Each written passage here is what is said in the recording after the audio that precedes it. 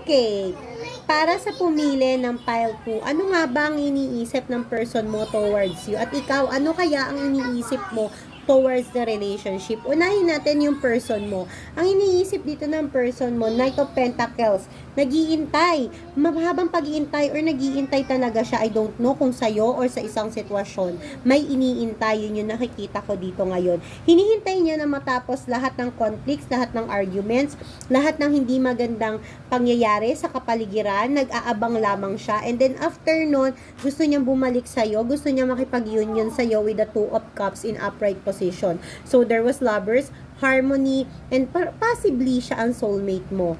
At the bottom of the deck, we have here the High Priestess. Iniisip din niya kung ano kaya yung tumatakbo sa isip mo towards him. Okay? At napakaganda ng tingin niya sa'yo. Matayog, mataas. Ganon katindi yung respeto at tingin niya sa'yo.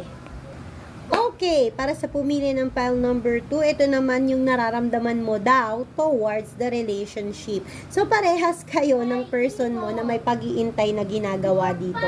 Pero ang nakikita ko kasi sa'yo sa parte mo, mas mostly, ang plano mo dito, gusto mong hinihintay mo na maging stable siya.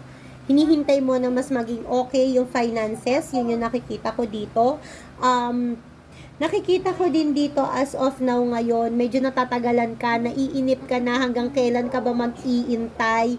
Pero huwag kang mag-alala because at last, sinasabi dito na with the Hermit in upright position, pagkatapos mabibigyan ng clarity lahat ng pangyayari ngayon, pati yung pag-iintay mo, mabibigyan niya ng clarity because sa dulo, you have the Ten of Cups in upright position. Love, happiness, and good family is waiting na may purong pagmamahal towards the two of you. And with the Four of Pentacles, wala nang pakawalaan to, obsession, ibig sabihin para sa'yo na talaga yung tao na yan. Kung natuwa ka sa readings ko at nag-resonate ito para sa'yo, claim it now.